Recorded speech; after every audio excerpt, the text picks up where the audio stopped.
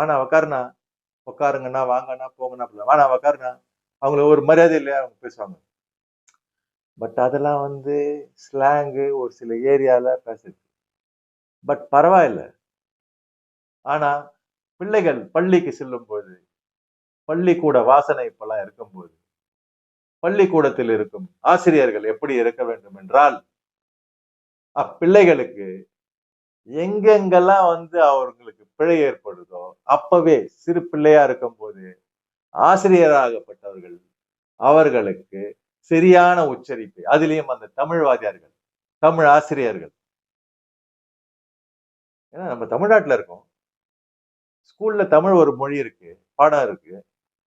அப்ப அந்த பிள்ளைய வந்து பேச சொல்லி ஒரு புக் எடுத்து பழைய ஒரு ஒரு புத்தகத்தை எடுத்து, இப்ப பாருங்க புக்குன்றது இங்கிலீஷ். ஒரு புத்தகத்தை எடுத்து 40 பிள்ளைகள் ஒரு கிளாஸ்ல இருக்காங்கன்னா, ஒரு அறையில, ஒரு பள்ளிக்கூடத்துல, ஒரு வருடம் காலகட்டத்துல ஒரு பசங்களையும் ஒரு நாள் வந்து படிக்க சொல்லி பார்க்கணும்.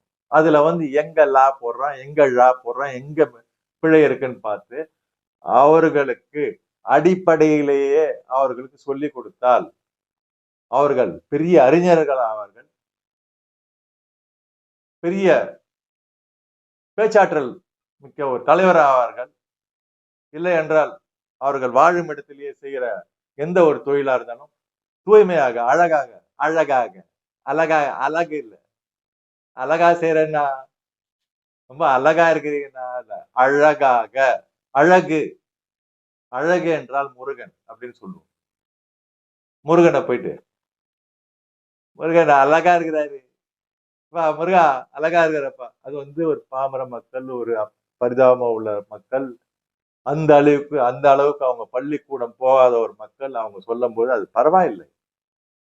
ஏனென்றால் அவர்களுக்கு எடுத்து கூற ஒரு ஆசிரியர் அங்கே இல்லை. ஆனால் இப்பொழுது அப்படி இல்லை. கல்வி கட்டாயமாக்கப்பட்டுள்ளது. பல பேர் கல்விக்கூடத்துக்கு சென்று கொண்டிருக்கின்றார்கள். அவர்களுக்கு இந்த தமிழை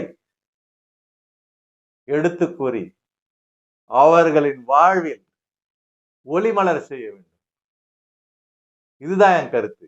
அத வந்து நான் ஏன் இப்படிலாம் சொல்றேன்னா, எதற்காக இந்த மாதிரி சொல்றேன்னா, ஏன்னா நெறைய இடத்துல நான் பார்க்கிறேன். இந்த வாழைப்பழம், சரி அங்க பண்ணா பரவாயில்லங்க. சரி யாரோ ஒருத்தர் வந்து சாதாரணமா அவரு பிராக்டிஸ் பண்ணுது. அவருக்கு அந்த மாதிரிதான் வந்து அவர் காலங்காலமா பேசியிருக்காரு. அதனால அவர் மேல தவறே கிடையாது. ஆக மொத்தம் நம்மளுக்கு புரியுது. அது வரைக்கும் போதும். தமிழ் தான் அது. சரிங்களா? அதுல எந்த ஒரு ஒரு தவறும் இல்ல. ஆனால் சில செய்திகளில் பார்க்கிறேன்.